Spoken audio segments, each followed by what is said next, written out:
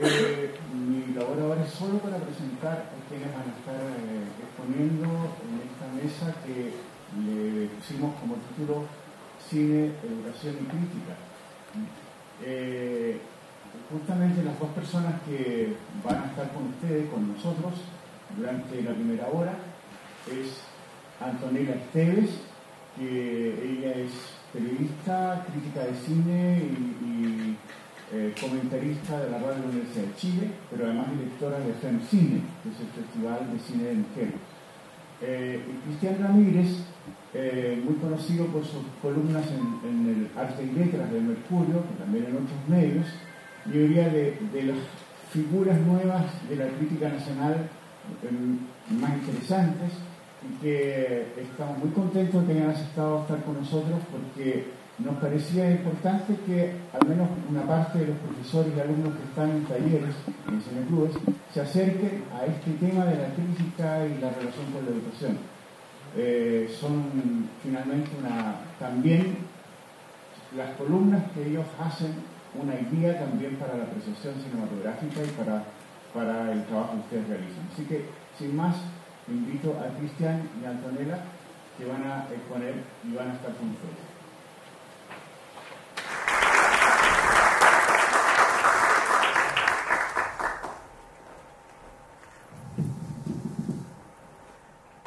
Tenemos una presentación en PowerPoint. Hola, buenos días.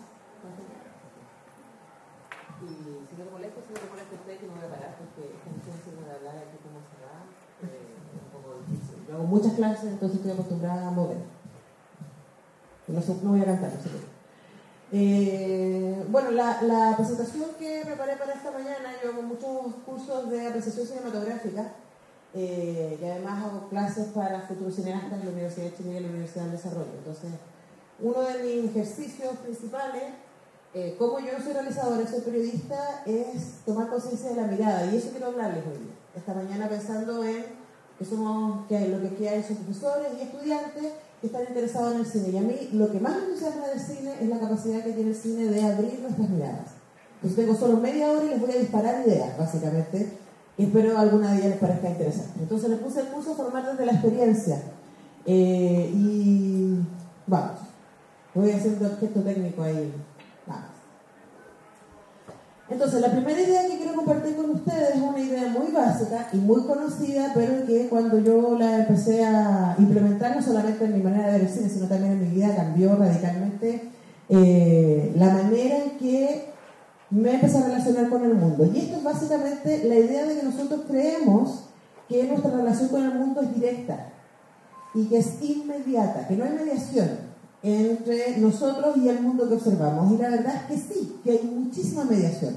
Lo que sabemos hoy día a través de la neurociencia y a través de todos los estudios que se han hecho desde la psicología, desde la sociología, desde la biología, es que la manera en que nosotros percibimos el mundo está armado desde dos lugares. Por un lado, el mundo mismo y sus circunstancias y su materialidad, y por otro lado, todo lo que nosotros tenemos en nuestra cabeza. ¿Se han fijado que, esto para hacer un ejemplo, que a uno le cuesta mucho encontrar bonita a gente que le cae mal? ¿Se han fijado en eso, no? Aunque uno diga así, no, si objetivamente guapa, lo que sea, pero es como, no puedo. Y incluso podemos encontrar muy guapa y muy atractiva gente que nos cae bien, aunque objetivamente, yo te lo pongo entre paréntesis porque también voy a instalar que eso es una idea cultural, lo sea. Entonces, ¿por qué pasa eso? Porque pasan cosas como los desórdenes alimentarios, por ejemplo.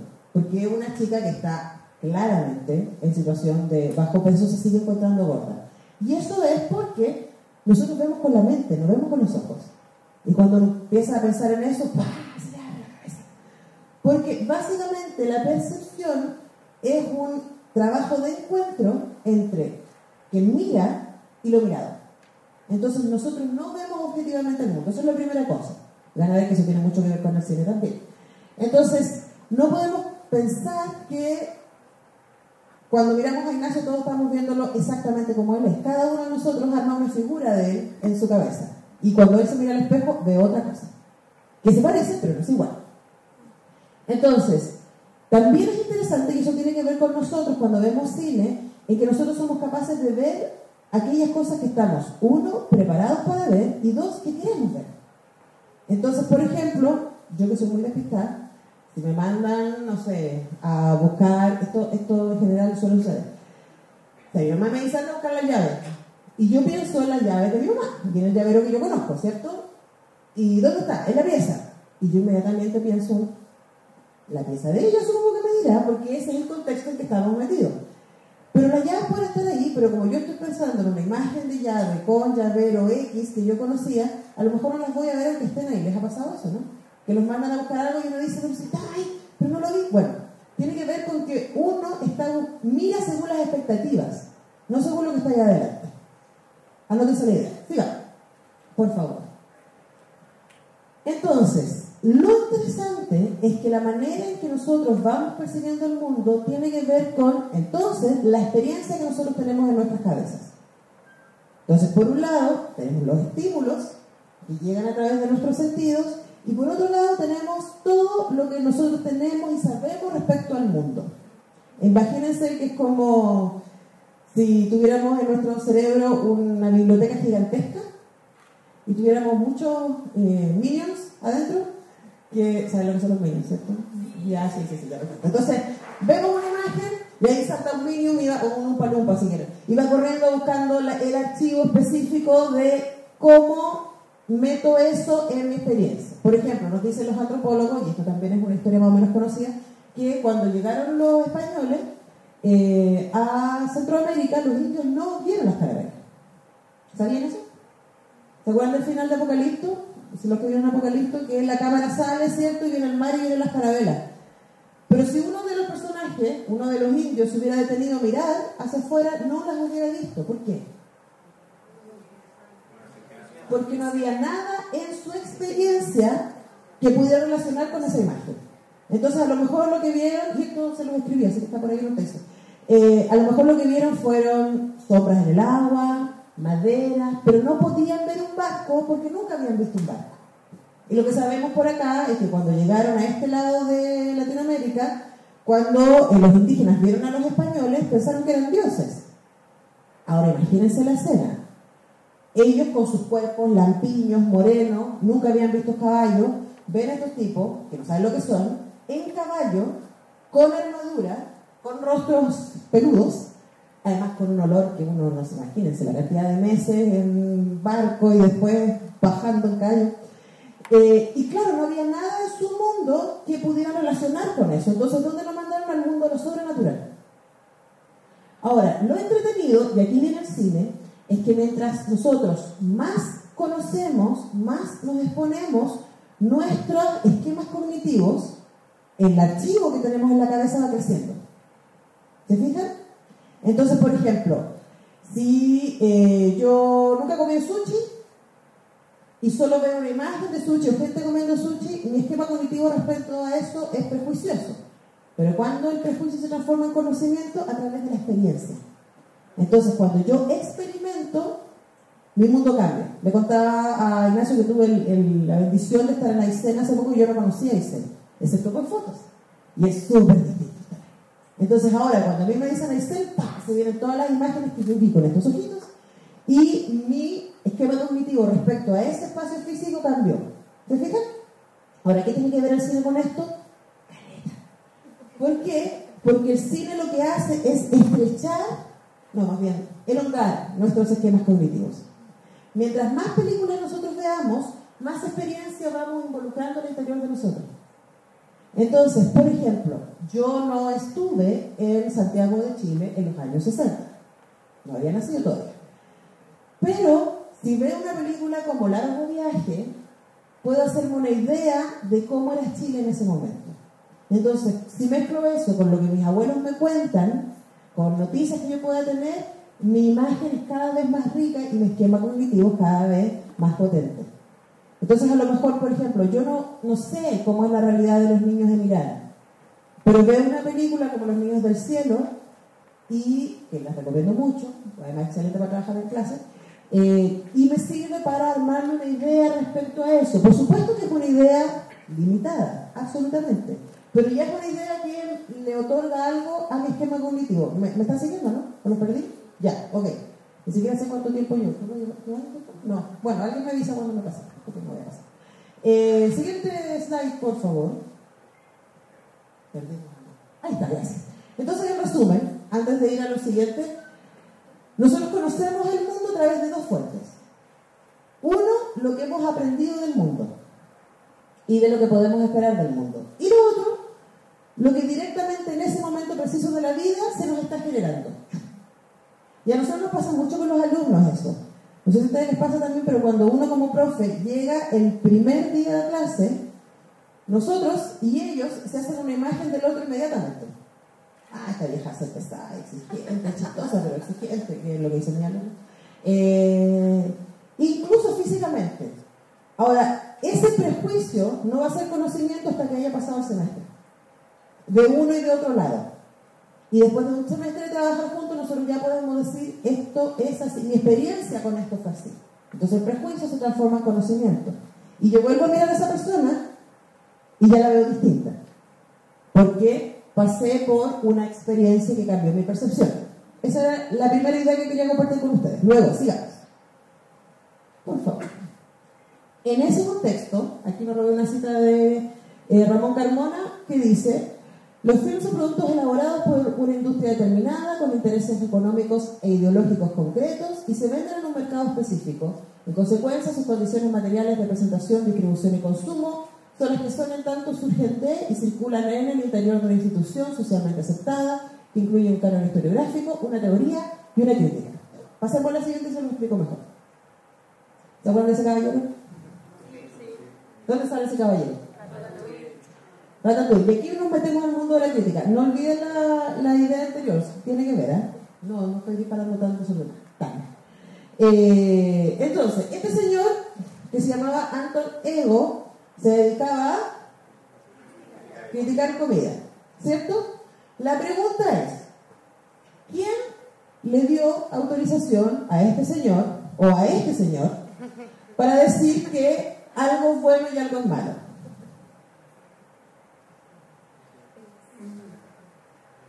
El contexto, la experiencia, en este caso el mercurio, ¿cierto? En este caso que es distinto a mí, porque yo creé Cine Chile con Marcelo Morales, entonces nosotros nos dijimos a nosotros mismos.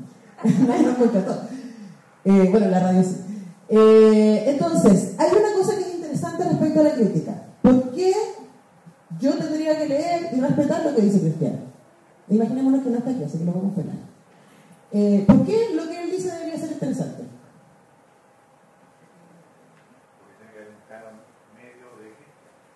¿Ya? ¿Hay maneras objetivas de decir que una película es buena y mala? Tiene que haber ciertas bases de análisis. Es una súper buena pregunta. Ahora, yo creo, imagino que ustedes también, que sí, que uno puede objetivamente decir, según ciertos estándares, que de hecho los compartí en el texto que me pidieron escribir, que se lo robé a un francés que se llama Laurent Juliet, que hay ciertas categorías en que uno puede decir una película está bien hecha o una película está mal hecha. Pero ojo, ¿quién puede hablar de una película? Todo el que tenga la experiencia de verla. Exactamente. Cualquier persona. ¿Y cuál va a ser la diferencia entre, no sé, pensemos en la señora que hace el aseo acá en el Centro Cultural y Cristian? ¿Cuál va a ser la diferencia? Contexto, incluso a nivel de género, si es hombre o mujer también. Exactamente, por eso antes les hablaba de la percepción. Pero lo que quiero sostener acá, compartiendo la idea con ustedes profesores y con ustedes alumnos, es que todos nosotros podemos generar una voz crítica. La única diferencia es que probablemente Cristian o yo vamos dentro de nuestra voz crítica poner a disposición del trabajo, que es la crítica, la experiencia que tenemos. Y vamos a poder relacionarlas con este contexto, con este elemento, con esta otra cosa. Pero realmente todos nosotros tenemos algo que decir. Y es súper interesante cuando uno piensa que desde esa mirada todos nosotros tenemos superpoderes. Porque, por ejemplo, yo de videojuegos no sé nada. Entonces, probablemente si sale una película basada en un videojuego, quien sabe de videojuegos puede escribir una crítica más interesante que yo, desde otro lado. O probablemente alguien que sea más tuerca va a escribir una crítica con mayor interés de Rápido y Furioso de la que podría escribir yo. Porque se van a acercar desde otro lado. Entonces lo que quiero decir es que todos los lados son válidos. todos los lados tienen una mirada que tiene que ver con su experiencia. Ahora, hay que tener en cuenta que es importante, por lo tanto, relevar, tener en consideración el contexto en que se hace la película y el contexto en que se ve la película. Y aparecemos nosotros como mediadores, en donde decimos, ojo que esta película fue hecha en este contexto, en esta situación histórica, esto estaba pasando. Y eso es un elemento súper interesante para trabajarlo. Yo trabajo mucho en clases con eso. Con mis alumnos normalmente vemos pinturas, y las vemos nomás. Y yo les pregunto qué hay ahí. Y luego yo les empiezo a contar la historia de la pintura. ¿Dónde se hizo? ¿Quién la hizo? ¿Cómo se hizo? ¿Por qué se hizo? Y es muy interesante, lo vemos en clase, en 5 minutos, que ellos empiezan a mirar distinto el mismo objeto, simplemente porque tienen más contexto. Y esa pega es maravillosa. O sea, a mí me encanta mediar, encuentro que es lo más emocionante y es porque estoy muy contenta de estar acá. Sigamos, por favor. Todo lo anterior, la misma película puede significar cosas distintas para gente distinta. La película es la misma y todos nosotros podemos entender la película, pero va a significar cosas distintas para gente distinta e incluso puede significar cosas distintas para la misma persona en distintos momentos. Imaginémonos esto. A mi alumno siempre le daré este ejemplo porque seguro les tocan los caños. Te patearon, te acaban de patear y estás destruido o destruido. Y una buena amiga, porque un amigo nunca te haría eso, te dice, vamos al cine, te vas a animar. Y te lleva a ver Diario de una Pasión. Y tú estás ahí viendo Diario de una Pasión y te acaban de romper el corazón y claro, amor para siempre, los viejitos se toman de la mano, no sé qué. Y uno dice, ¿de qué me estás hablando? Si el amor no existe, me acaban de patear, ¿cómo se te ocurre? Corte. 2 años después, uno está en una buena relación, ¿cierto? Hay cariño, hay amor, uno se siente cuidado, etc. Estamos haciendo zapping y aparece la misma película. Y uno dice, ¡oh, qué linda esta película! Yo me acuerdo que la vi, pero no me acuerdo mucho, veámosla. Y como están enamorados, el otro te dice que sí. Sí, ya. Y la ven, y es todo corazoncito, y es como, ay, se toman de la mano, ay, igual que nosotros, mi amor, y no sé qué. ¿Qué pasó? ¿Cambió la película? Cambiamos nosotros. Y es súper interesante, a mí me ha pasado acá, me acuerdo hace unos años cuando en el FIDOC se hizo una retrospectiva de Patricio Guzmán. Yo doy clases en la UDD, entre otros lados, entonces muy chistoso mi audiencia y sobre todo los papás de mi audiencia. Y me acuerdo de haber salido, estaba acá afuera y salen unos alumnos de ver la batalla de Chile y sale la mamá, pero tan mono, ¿cómo es posible que muestren esto y no sé qué? Y decía que no cae, o sea, qué maravilloso, que, o sea, no que maravilloso que la señora piensa así, pero qué maravilloso que la misma película puede producir esa polaridad tan potente. Y la señora vio la película, pero como ella estaba en un lugar muy específico, estuvo peleando por la película todo el rato, pero estuvo participando desde la resistencia, no sé si me entienden. Entonces, súper interesante, yo también lo veo como feminista, como directora de un festival de cine mujeres, con La Sirenita. Cuando yo era chica, La Sirenita y Bajo el Mar y todo, ¿no? Y de repente empecé a echar así como, a ver, ese momento. ¿Qué tiene que hacer Ariel para poder estar con Erika? Ya no vayan a todos vieron La Sirenita. ¿Qué tiene que hacer Ariel para poder estar con Erika? Transformarse en humano. Ojo, tiene que perder su identidad, su mundo, su familia, y esto es lo más bonito, la voz. ¿Qué le queda para seducir al otro? La belleza. Y ni siquiera el cuerpo entero, porque ese cuerpo no es de ella, de aquí para abajo no es de ella. ¿Cachai? Entonces, en el momento. Ahora que uno es más grande, y yo decía, no, o sea, yo La Sirenita es una película que está baneada, no al lugar. Ahora vamos con Ariel, o sea, con Valiente y con Frozen, esas son mías. Pero en ese momento de mi juventud tenía razón, ¿entienden? O sea, a mí me fascinó eso cuando tenía una experiencia que me diera una mirada crítica. Pero esta es la parte interesante para nosotros. Que el espectador, nosotros, nuestros alumnos, somos coautores, porque nosotros significamos. La película te cuenta una cosa, pero nosotros le damos sentido a eso que me cuenta, dependiendo de nuestro contexto, de nuestra experiencia. Y a mí, una de las razones que me encanta hacer clases con gente joven, es que constantemente estoy mirando las películas desde otro lugar. Porque lo que ellos están en otros ojos, no los míos.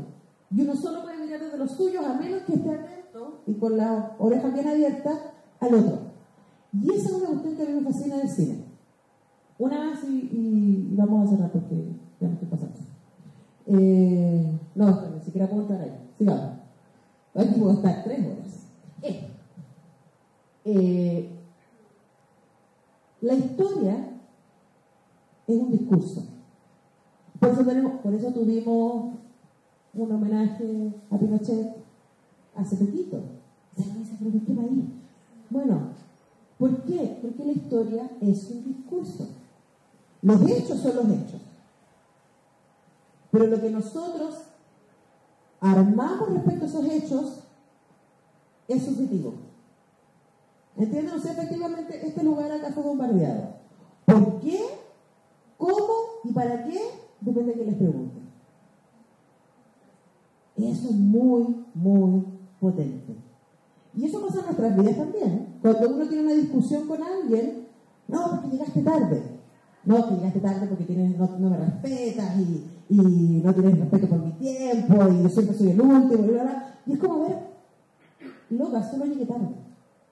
¿Entienden o no? Entonces, uno otorga una serie de valor a los hechos a partir de dónde está y de su propia experiencia.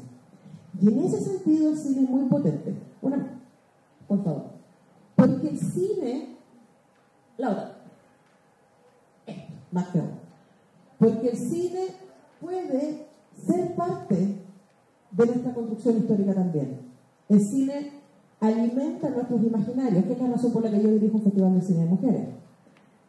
A mí me han dicho, periodistas, colegas, me han dicho, oye, pero, a ver, porque uno de nuestros discursos es que las mujeres hacemos menos del 10% de las películas que se ven en todo el mundo. Menos del 10%. Eso por la mitad de la población. Entonces no es que hagamos mejores o peores películas. Está desequilibrado igual.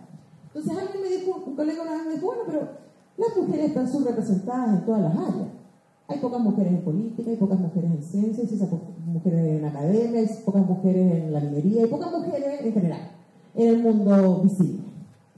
Y yo sé, tienes razón, pero el problema de que haya pocas mujeres en el cine es que el cine y el audiovisual en general confirma y le da soporte a esa imagen.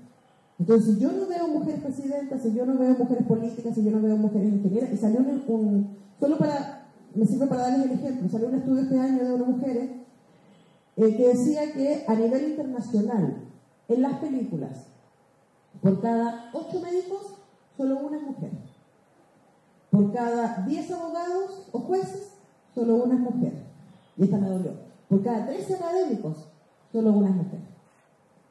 Entonces me dice, a ver, ¿qué estamos creando en los imaginarios? De verdad nosotros tenemos la capacidad de cambiar la manera de percibir el mundo a través del cine y sobre todo a través de las conversaciones que tengamos después de las películas. Eso es lo que quería compartir con ustedes. Muchas gracias.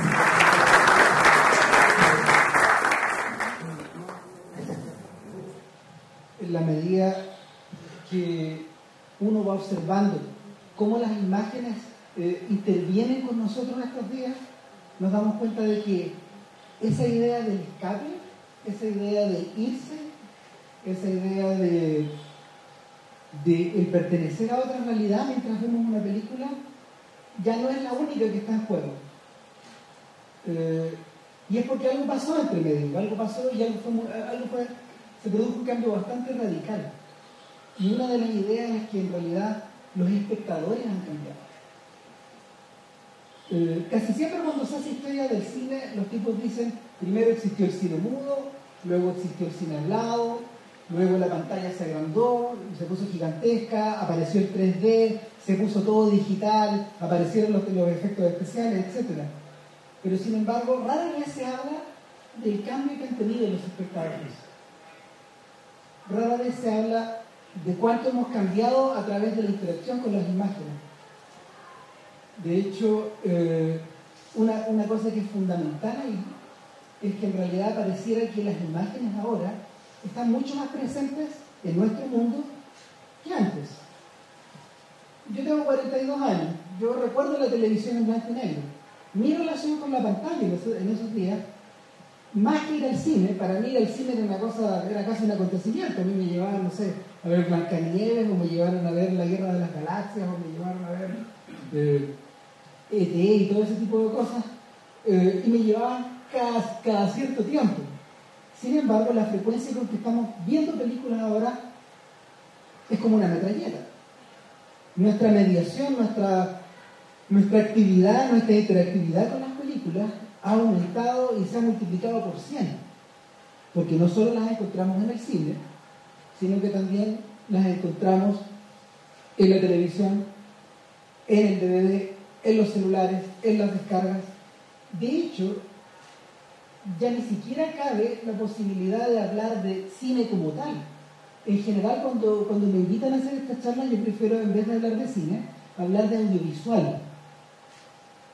Y el audiovisual no solo involucra a las películas, no solo involucra a los documentales, que son básicamente lo más importante que tenemos al respecto, pero ahora también uno tiene que hablar de lo que uno tiene en el computador, de las imágenes de Instagram, de los videos de YouTube, de los videos que tú haces con tu teléfono, de la interacción que tú tienes con los videojuegos, de la forma en que tú te comunicas en video pantalla, ya sea hablando por Google Talk o por FaceTime. Es decir, la imagen en dos dimensiones, sobre todo la imagen en dos dimensiones, está presente siempre. De manera que eso es lo primero. La idea del espectador ha cambiado al 100%. De hecho, les voy a mostrar una imagen ahora, si me acompañan acá nuestro amigo en la caseta. Este es un corte de un personaje muy conocido, lo vamos a ver de inmediato. Es la primera aparición de este personaje. 1914, hace 100 años atrás. Al lado izquierdo de su pantalla. Todos sabemos quién es. Todos sabemos quién es por el sombrero, por los zapatos, por el bastón. Sin embargo, esta es la primera película de Chaplin como El Vagabundo. Antes de esto no había Vagabundo. Las primeras personas que vieron esto no tenían en su cabeza la referencia de este personaje. Y de hecho la manera de presentarlo es brillante, porque en realidad es como si estuviera siendo de sapo en un reportaje de la televisión. Se mete en el cuadro. En realidad lo que estamos viendo, como dice el documental, porque se hace pasar por un documental, por una especie de noticiario, estamos viendo las carreras de autos en la playa de Venice, en California. Pero hay alguien que sale todas las tomas y que las arruina.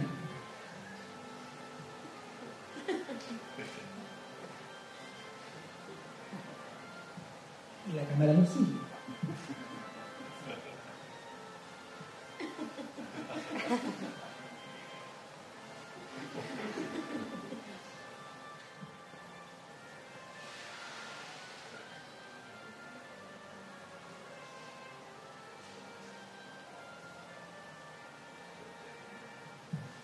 Ok, ¿qué vemos hasta acá en esta imagen, por favor?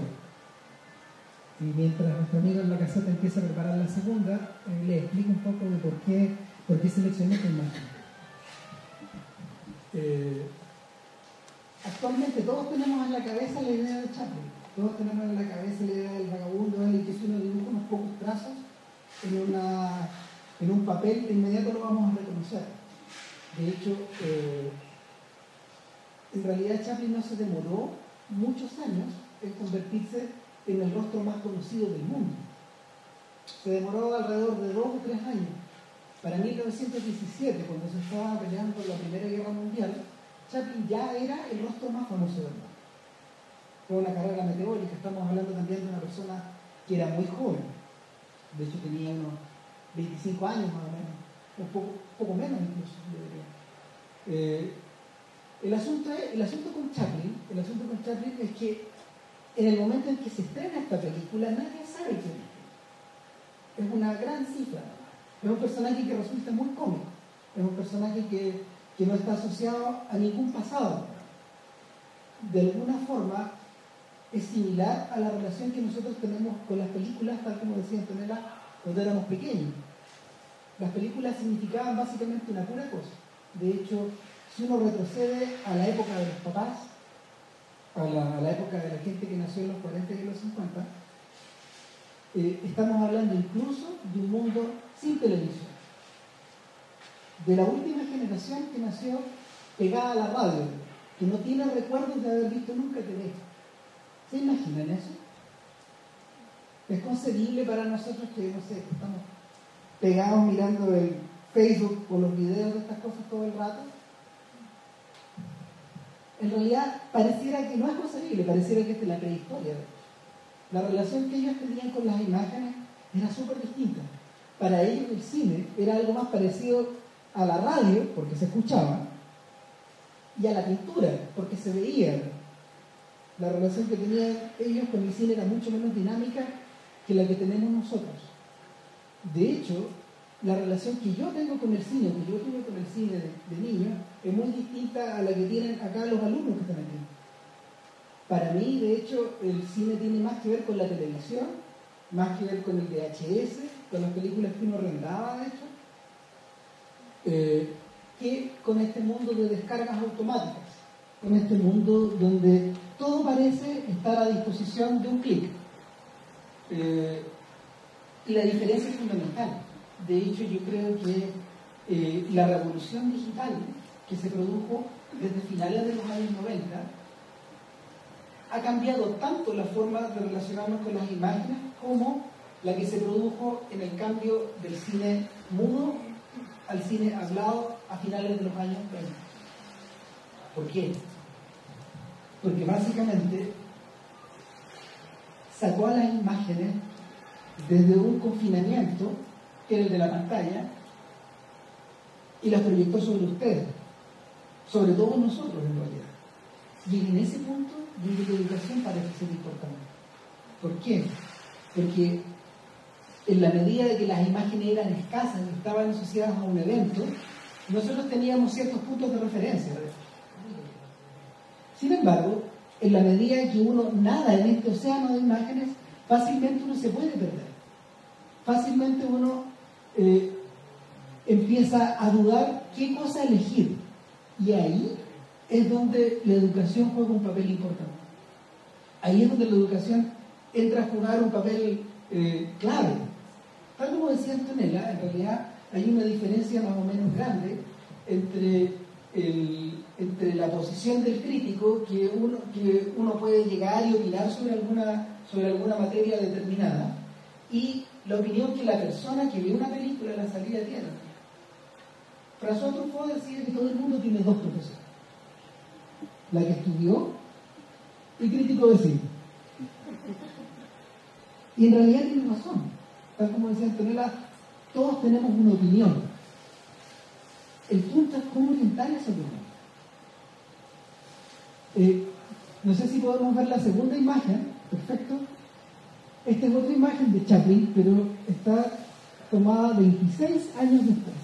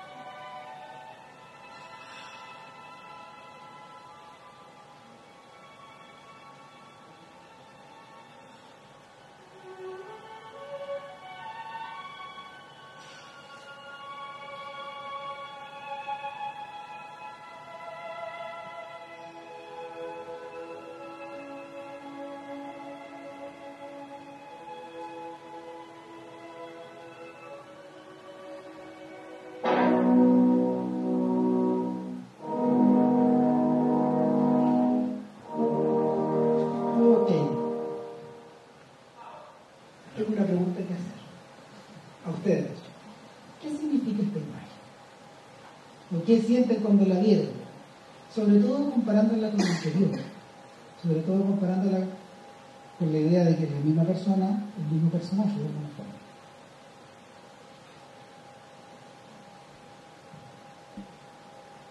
Yo les voy a dar una pista, de hecho.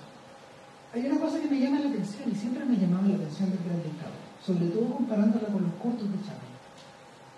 El tremendo nivel de sofisticación. Ya no es este tipo que se para en la calle, en el borde, como si fuera un vagabundo, y empieza a mirar a la cámara, a buscar el chiste fácil, a moverse de una forma cómica o a hacer el borracho. Lo que hay acá es algo completamente distinto. De hecho, es una cosa que parece cerrada sobre sí misma. Pero ¿qué más tiene? ¿O qué está expresando un tipo que domina el mundo y lo tira como si fuera una pelota plástica?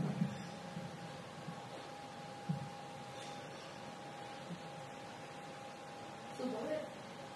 ¿Cómo así? Porque demuestra que tiene el mundo en sus manos. Que es capaz de dominar como él quiera todo lo que está ahí. De hecho, hay un personaje histórico que está directamente relacionado con la película. ¿Cuál es? ¿Y cómo sabemos todos eso? ¿Por?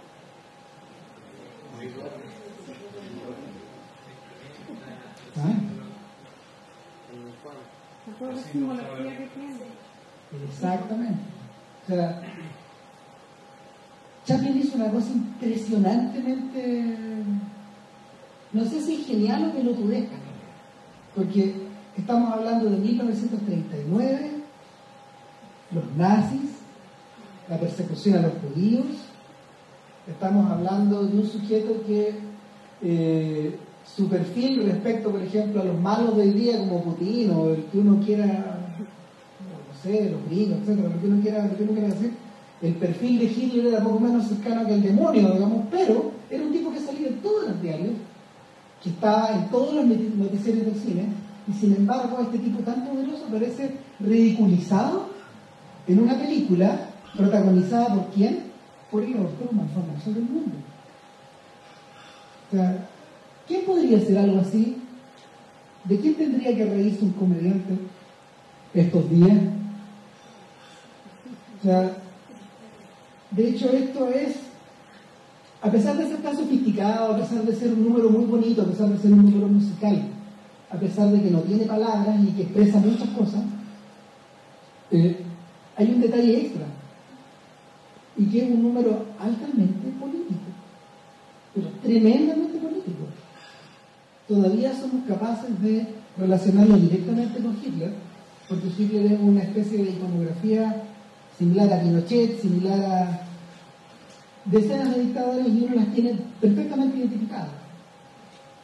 Pero me pregunto qué irá a ocurrir en 200 años, o en 300 años, cuando la película siga proyectándose. ¿Hacia dónde va a cambiar? Hay un teórico francés que nos visitó hace poco que se llama Alain Bergalat. Alain Bergalat es un señor que ha trabajado en temas educacionales en Francia, apoyado por el gobierno francés, y Bergalat decía algo bien excepcional, y que en realidad en lo personal yo creo que hay que aplicarlo al trabajo no solo de formación de audiencias en las salas de cine, sino que también al trabajo de formación de alumnos en las salas de clases. Él dice que lo peor que uno puede hacer desde el punto de vista crítico es tratar de formar el gusto a presión. De hecho, pongámonos en el siguiente caso. Si yo, por ejemplo, hiciera un curso en tal parte de 12 sesiones y les diera a ustedes 100 películas para mirar, y les diera una lista, bájenselas o cómprenselas o se las paso, aquí están los deberes, etc. Hay control en la clase número 4. No tiene ningún sentido. De hecho, Bergalat decía que lo lógico en este caso sería que las imágenes suelen ser tan elocuentes, las películas suelen aplicarse tan en tu cara, suelen proyectarse tan encima de uno o provocan emociones tan grandes, que lo mejor en estos casos es dejar que esas emociones solas afloren. Y es por eso que uno puede decir si la película era buena o era mala, independiente de si el crítico dice si la película es buena o mala. Yo me he dado vuelta muchas veces en mis opiniones críticas y en mis opiniones de espectador y en mis opiniones de fanático de alguna cosa, y uno ha vuelto a pensar cosas distintas, como Antonio lo decía hace un rato. La manera en que uno percibe las cosas va cambiando con el tiempo. Por lo mismo, la idea de Vergalá se puede aplicar de la siguiente manera. Es súper distinto a hacer clases de cine que a usar el cine para hacer clases. Si ustedes me preguntan cuál sería el acercamiento que me gusta más, yo prefiero usar el cine para hacer clases. No solo para hacer clases de cine, no solo para hacer clases de estética, sino que lo más interesante acá es poder ocupar el audiovisual, el poder del audiovisual, para que se extienda a las otras materias o a los otros ramos, o poder ocupar la tremenda carga que tienen todas las imágenes que nos rodean, y así, no sé, dotar de audiovisualismo a otras clases, digamos, a otras áreas que no necesariamente tienen que ver con la imagen. ¿Podemos ver la tercera imagen, por favor? Si me escuchan allá arriba, claro. Este es el comienzo de una película.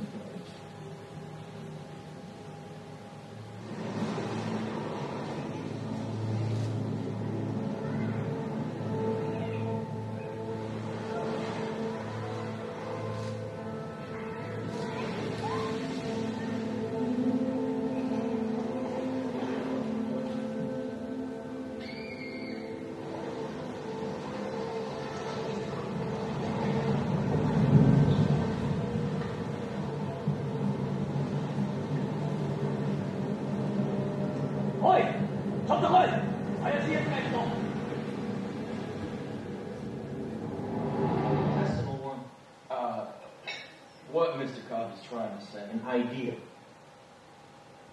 Resilient, highly contagious. Once an idea has taken hold in the brain, it's almost impossible to eradicate. An idea that is fully formed, fully understood, that sticks. Right in there somewhere. Well, someone like you just still? Yes, in the dream state, your conscious defenses are lowered, and it makes your thoughts vulnerable to theft. It's called EOS. What's going on up there?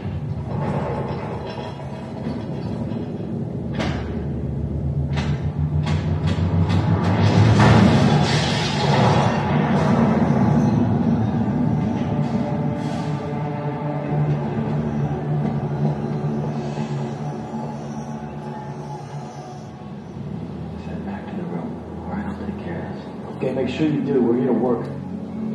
Okay.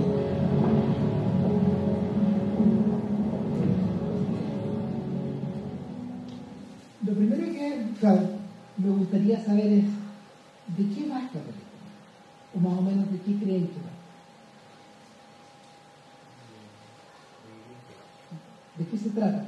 Por lo que viste. De la mente humana. Más fuerte, porque si no... De la mente humana.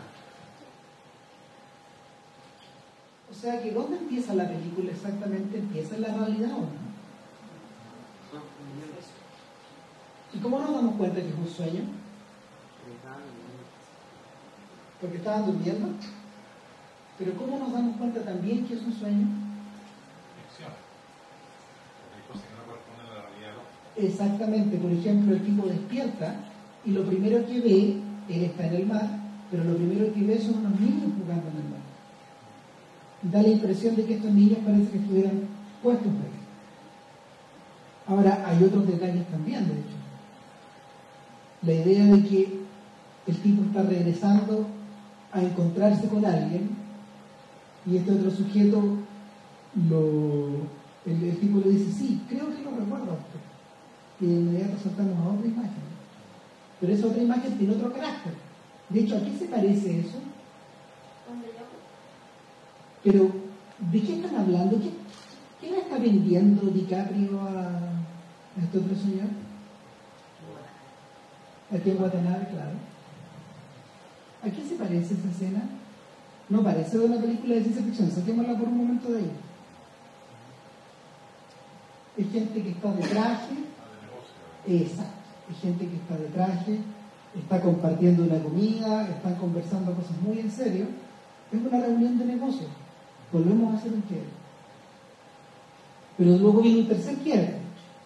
¿Y ese tercer quiebre cuándo se produce?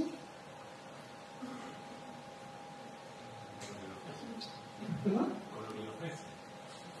Pero también se produce con otra cosa más. Es el momento en que empieza a temblar. De hecho, con la imagen del reloj que empieza a correr, y cuando empieza a correr más acelerado, no salimos de él. Y volvemos a otra imagen. Y esta otra dimensión, ¿qué tiene? Tiene explosiones. ¿Qué más tiene? Guerra. ¿Qué más tiene? Hay unos tipos que están como acostados, durmiendo, medio drogados. En el fondo lo que tenemos ahí es pareciera ser un escenario de revolución. Lo que ocurre con Inception, que es una película bastante particular, es que permanentemente está desafiando esta idea de que el espectador puede ir siguiendo una sola idea. Y no solo eso, sino que en cada nivel, o en cada nivel del juego, de hecho, porque básicamente también se parece un juego de video que está siendo jugado en forma simultánea, la sensación es que en cada nivel hay un género del cine distinto. En uno es una cosa muy onírica, en otro es una cosa muy formal, en este tercero en particular es una cosa revolucionaria, y en la medida de que van pasando las imágenes, la película va de alguna forma construyéndose y al mismo tiempo desconstruyéndose, desilvanándose. Cuando la película se estrenó, hubo un montón de comentarios acerca de la capacidad que los espectadores tenían para poder ir siguiendo toda la historia.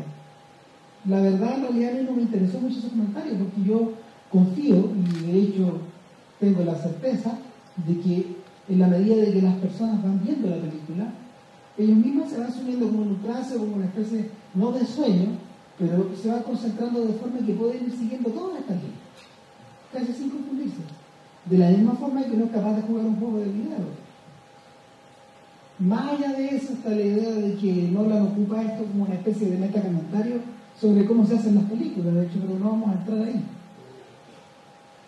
Lo interesante es que filmes como estos, por ejemplo, que se estrenan en las multisalas, y en los que se gastan millones de dólares, sí son capaces de tener en la cabeza esta idea de que en realidad el espectador ya no está pendiente de una pura pantalla, ya no está pendiente de un puro estereotipo, sino que navega en una multitud de universos de imágenes quienes son complementarios. Y donde él se siente cómodo. No nos cuesta para nada. De hecho, si ustedes comparan esto con el primer trozo que vimos, la diferencia no solo en calidad de producción, sino en el desafío cognitivo para los espectadores es bastante más grande. Y sin embargo no cuesta. Y esa es una de las cosas interesantes que tiene el ver una imagen. Ahora, para ir cerrando, quiero mostrar la última imagen, que es de los 400 golpes. Es la secuencia final de los 400 golpes de François Truffaut. A mí me gustaría que cerrar con esto, porque siento que esta es una gran metáfora del espectador contemporáneo, o de la persona que hace la facilitación, digamos, este trabajo que implica el hacer clases y poder comunicar la realidad no solo a través de conceptos, sino que a través de imágenes. De alguna manera, esta playa es este universo de imágenes que nos están esperando, y que en realidad, si entramos en él de golpe, si nos meten como en un helicóptero y nos zambullimos en el fondo, al fondo, vamos a tratar de poder salir aleteando de él.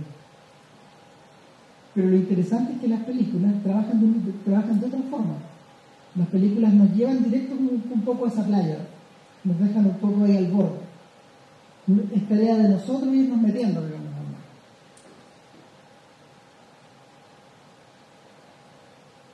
Siento que en la medida de que los profesores pueden ir educando a los alumnos en la imagen, no imponiéndoles la imagen, no creándoles un canon como de 10, 20 libros, por ejemplo, de los que se pasan al principio del año para que se lean y se evalúen, sino que la idea de ir escogiendo imágenes o de ir escogiendo películas para que puedan ser comentadas en forma grupal, tal como dice Vergalá, el comentario siempre se crea en el grupo. Uno nunca llega con una idea preconcebida, las ideas siempre nacen después. Uno nunca llega pensando que la película va a ser buena o mala, uno tiene la sensación de que la película es buena o mala después que la vio. De alguna manera esa es la mirada que él nos va devolviendo al final.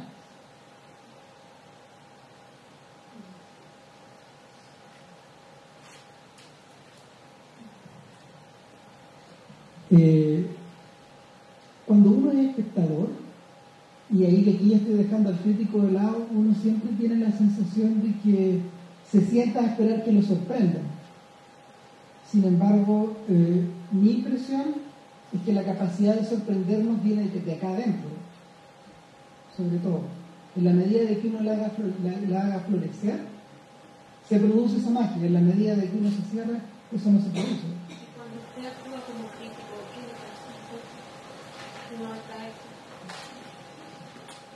De hecho, es una pregunta bien personal porque yo tomé una decisión hace bastante tiempo, y es que dejé de comentar películas que no me gustaron. No comento películas malas. O sea, no sé si ustedes me han leído, pero trato de evitar comentar películas que no me gustan. Solo trato de comentar películas que me parecen interesantes, que me parecen desafiantes, porque en realidad el tiempo no basta. Muchas veces uno se equivoca, de hecho. O sea, hay cosas que yo veo, por ejemplo, que no comento.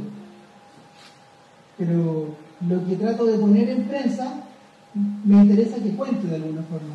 Que la experiencia también de leer el texto lleve a la gente a ver la película. Y que la experiencia de maravillarse se renueve. Quería hacer una consulta. ¿De qué manera los críticos apoyan al cine chileno también? Porque me parece curioso, me parece interesante todo lo que mostraste en los 4 ejemplos, pero no hay ninguna imagen de cine chileno. Debí saber todavía.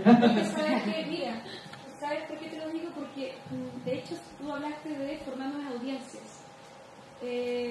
Uno como profe trata de hacer lo que más puede en muy poquito tiempo que dispone en la carga horaria que tienen los alumnos, de poder insertar este lenguaje como un medio educativo. Pero curiosamente los chicos ven muy poco cine chileno porque también hay problemas de distribución, pocas salas que distribuyen cine chileno. Cuando se da una película y uno la quiere alcanzar a ver, ya tuvo 3 días y no se alcanzó a ver. Mis alumnos que están acá son de la comuna de Quilicura. A nosotros nos cuesta mucho salir de la comuna, incluso por cómo está territorialmente ubicado. Y de hecho nos han invitado todo el año a venir a ver cine y nos cuesta salir. Somos un colegio municipal. Nos cuesta salir. Y no por falta de interés.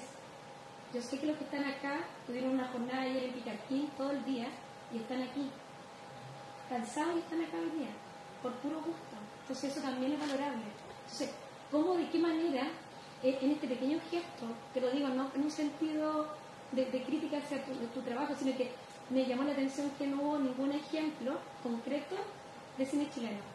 Entonces, ¿cómo incentivamos también una lectura del cine chileno, una valoración de parte de los chiquillos y formar una audiencia para que tengamos conciencia de que no nos dé miedo vernos proyectados en el cine chileno, vernos con un sentido crítico y poder valorar también con el esfuerzo que hacen los cineastas del cine chileno? Hay una cosa que hicimos que fue bien impresionante. Por ahí está Antonio, de hecho, que la persona con la que desarrollamos el proyecto, y que hace en estas mismas jornadas, pero hace unos años atrás nosotros hicimos como cierre de actividades, un recorrido por el Santiago de Largo Viaje.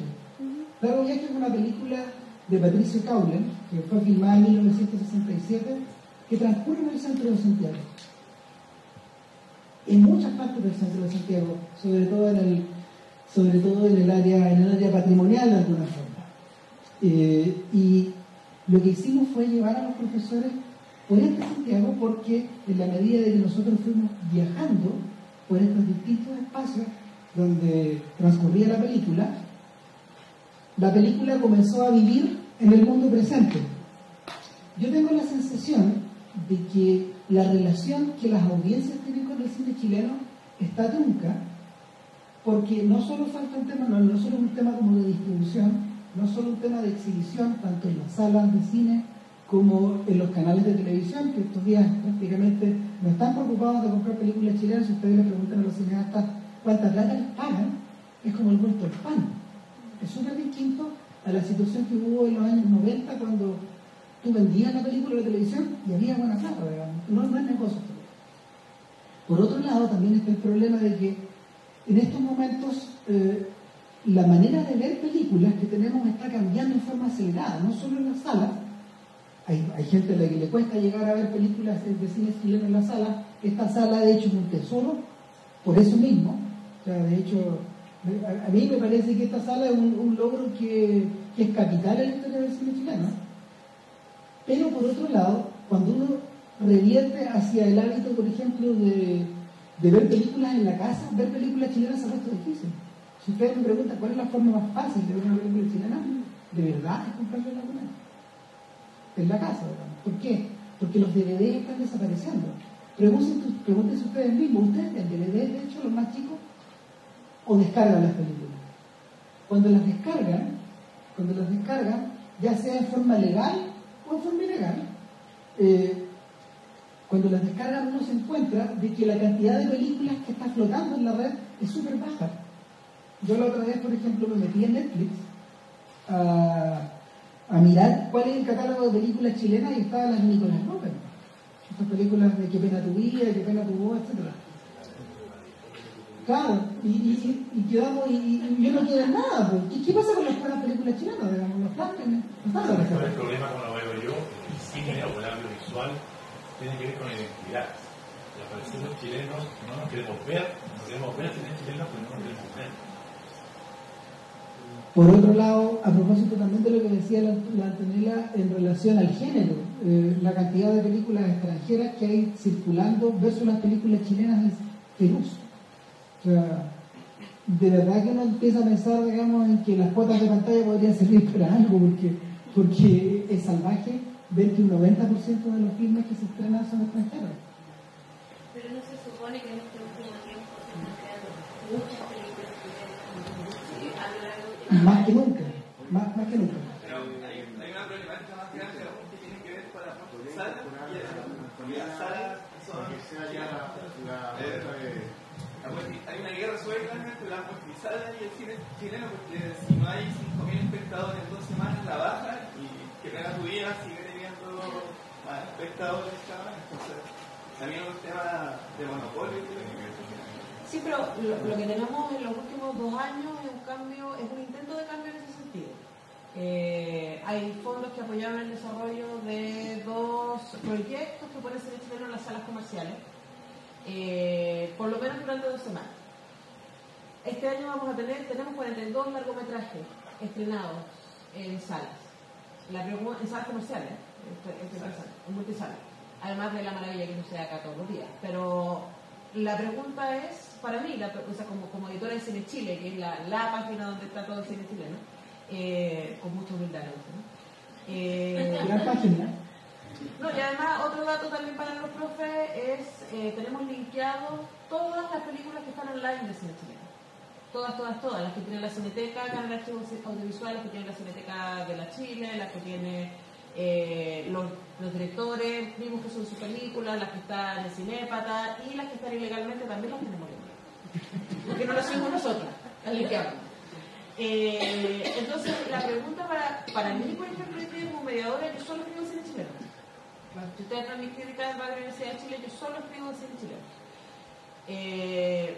Porque ahí hay una opción mía, que también como cristiana, como mi editor de buena onda, yo decidí eso y solo hablo de cine chileno, y lamentablemente esta semana voy a tener que hablar mal porque los jetas y no hay otra cosa que comentar esta semana, pero también hago el mismo ejercicio, tratar de no hablar de películas que no me parecen interesantes. Pero yo creo que el desafío es un desafío cultural, de cómo hacemos que la gente que llega a la multisala hoy día escoja ir a ver, no sé, Volantín Cortado en vez de ir a ver Hobbit. Ese es el gran desafío. Y es difícil ese desafío, porque estamos hablando de 5 lucas en una entrada, en una sala comercial, y lo que significa es que yo puedo ver en 3D, puedo ver una cosa espectacular, versus puedo ver una película pequeña, filmada cámara en mano, con una historia que es tremenda y que está muy bien hecha, pero que no tiene esta espectacularidad. Entonces yo creo que ahí hay un desafío. Y segunda cosa, que casi siempre se nos olvida, es que a las salas comerciales no le conviene estar el cine chileno. No solamente por el ticket, que es un tema, sino sobre todo por el popcorn. Entonces, esa es una cuestión que les hace muy difícil la vida entonces, la pregunta es hoy día, ¿cómo llevamos a la gente a las salas? Porque yo veo mucho cine chileno en mi casa. Pero sé que me estoy perdiendo de algo. Porque las películas están hechas para verse en el cine. Sigo siendo una romántica que piensa eso, a pesar de que hago lo contrario. Y así como se supone que va a haber un 20% de música chilena, ¿es posible un 20% de cine chileno? Es que para evitar que haya una cuota pantalla, se han hecho estos acuerdos. Entonces, por ejemplo, hoy día los distribuidores de las salas tienen un acuerdo con los productores para que exista cierta cantidad de cine chileno en las salas. La pregunta es de nuevo, yo me aseguro de tener una sala. ¿Cómo me aseguro que no esté vacía? Ese es el punto, hoy día. Porque salas hay para cine chileno. La pregunta es cómo hacemos que la gente vaya a ver algo que no sea Nicolás López. Si ustedes piensan, más o menos, mira, la gente que hizo estos contratos y que ganó estos programas para poder estimular la presencia de las películas en las salas comerciales, el promedio que han tenido esas películas es de 5.000 personas en esas 2 semanas. Y esto es tremendo. O sea, esencialmente lo que está... Hay gente que está diciendo que en realidad el problema es que estamos tan acostumbrados a que las cosas nos entren por marketing, que parece que es hora de que las películas tienen que ser más auspiciadas, ¿no? Pero también incluso las películas marketeadas no llevan público, ¿no? Porque hoy día la plata también se está poniendo, estos proyectos incluyen afiches y etcétera. El problema, creo yo, y ahí estoy de acuerdo con Cristian, de que hay un tema que tiene que ver con la televisión. La gente ve aquello que le resulta más accesible. Por eso es tan importante el trabajo que ustedes están haciendo en los Cine Club. Porque el cine debería resultarnos accesible siempre. Entonces la gente dice que yo voy a ver una película chilena que, sin haberla visto, la gente dice que es lenta, que está mal hecha, que es política, que es sexual, que etcétera. Cosa que es muy falsa. Hoy día las películas chilenas hablan de todo. Pero, ¿cómo está ese prejuicio? La gente no va a las salas. Y cómo le resulta muy ajeno, porque no es algo que esté viendo en televisión o que esté viendo constantemente, se hace cada vez más difícil seducirlos para que vayan a salas. El problema tiene que ver con el gusto. Porque en el fondo el cine es opción. Yo voy a ver lo que me interesa ver. Han estudiado, ahora se ocurre el caso de India. Se supone que India es la segunda industria o la primera industria fílmica más... Es la segunda, pero es la única que se autosustenta. O sea, los indios viven de su propio cine. ¿Por qué? ¿Por qué ahora la gente hindú va a ver cine? Porque hay mucho menos cine extranjero en India que... O sea, está instalado... El lenguaje también es... Es que ese es el punto. De hecho, el tema del lenguaje acá es un tema básico. ¿Por qué? Porque los países que tienen mayor cantidad de industria...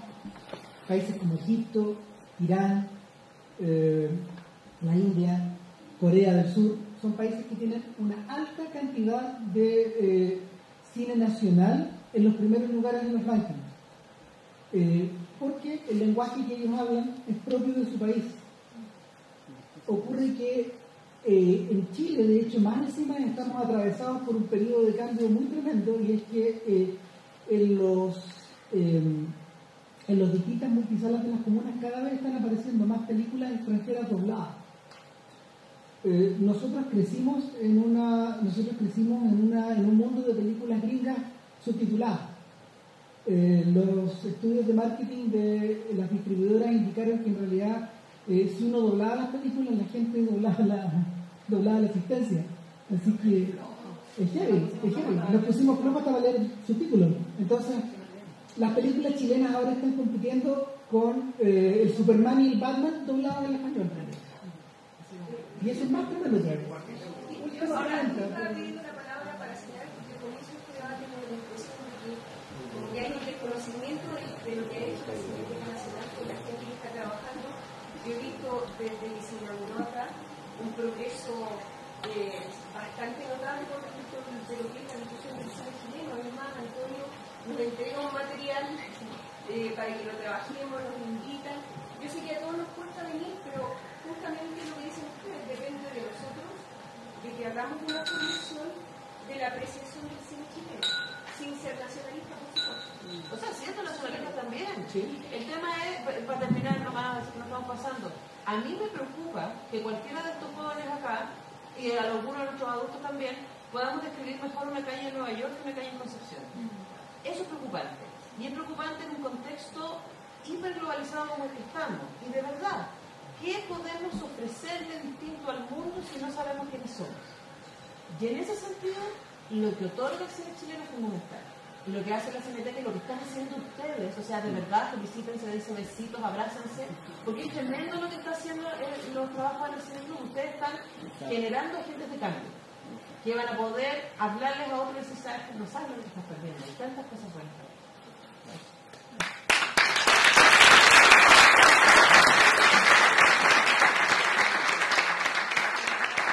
Bueno, muchas gracias a nuestros panelistas el día de hoy. Porque está entusiasmado el micrófono. Ahí está. Muchísimas gracias. Y les cuento algo muy personal. Con Cristian Ramírez, como él señalaba, hicimos el trabajo de largo viaje y ya tenemos una conversación previa para hacer el mismo trabajo con Valparaíso Mi Amor.